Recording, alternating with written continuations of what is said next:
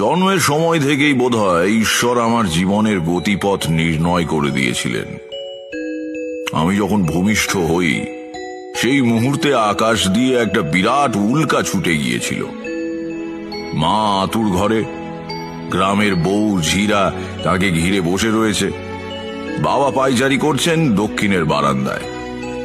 গরম জল নেবার জন্য সিন্ধুবালা দাই আতুর ঘর থেকে উঠোন পেরিয়ে রান্নাবাড়ির দিকে আসছিল। সেই হঠাৎই আকাশে আশ্চর্য আলো দেখতে পেয়ে চিৎকার করে ওঠে। তার ডাকে বাড়ির সবাই উঠোনে এসে জড়ো হয়।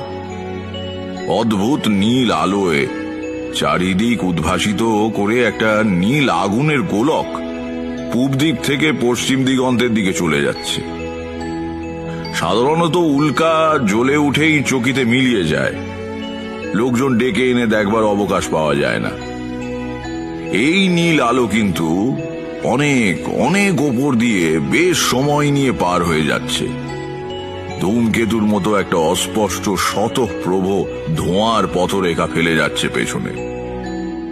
পশ্চিম দিগন্তে নীল উল্কা মিলিয়ে যাবার সঙ্গে সঙ্গে আমি ভূমিষ্ঠ হই। এই গল্প পরে বড় হয়ে সবার মুখে শুনেছি। সে বয়সটা একটা অদ্ভুত বয়স, বুঝলে। রেড়ির তেলের প্রদীপ, ছোট ছোট ফোঁড় দেওয়া পদ্ম কাঁথা, আরামদায়ক রোদ ঝিমঝিম করা নির্জন দুপুর, উঠোনের চাটাইতে শুকোতে দেওয়া টোপাকুলের ভরপুর গন্ধ, রাত্রিরে জ্যোৎস্নায় চকচক করা নারকোল গাছের পাতা। সে সময়ে সবই সম্ভব ছিল। সমবয়সীদের সঙ্গে বনতো না। তাদের খেলাধুলো, কথাবার্তা কেমন অর্থহীন আর হাস্যকর বলে মনে হতো। একা একা বেড়াতাম মাঠে, বনে, গ্রামের বাইরে যাবার পথে চৌধুরীদের বাঁশ বাগানে। একটা জিনিস খুব অনুভব করতাম, এখনো ভাবলে মন উদাস হয়ে যায়। ধরো খাওয়া দাওয়া সেরে বাড়ির সকলে দুপুরের ঘুম দিচ্ছি, আমি বেরিয়ে চলে গিয়েছি সাঁতরা দিঘির পারে। চুপ করে বসে আছি। ঝিরঝিরে বাতাসে দিঘির জলে ডুরে ডুরে ঢেউ উঠেছে।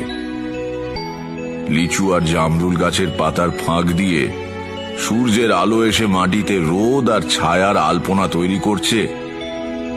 আম গাছের গুঁড়ি বেয়ে উঠছে এক সারি কাঠ পিঁপড়ে। এই সব নির্জন মুহূর্তে আমি তোমাদের সত্যি বলছি, স্পষ্ট শুনতে পেতাম গাছপালা, মাটি, দিঘির জল আমার সঙ্গে কথা বলছে। ঠিক কোনো ভাষা দিয়ে নয়, সে ভাষা ওদের নেই। এ অনেকটা গানের সুরের মতো, কিংবা তাও ঠিক নয়। এমন একটা কিছু যা মন দিয়ে বোঝা যায় কিন্তু মুখ দিয়ে বলা যায় না। পরে সাধনা করতে গিয়ে দেখেছি উচ্চকোটির তন্ত্র সাধকেরাও স্বীকার করেছেন যে আমরা যাদের নির্জীব পদার্থ ভাবি তাদেরও প্রাণ আছে, চেতনা আছে। এখন ভাবলে বিস্মিত হই। তখন কিন্তু ব্যাপারটাকে খুবই স্বাভাবিকভাবে নিয়েছিলাম।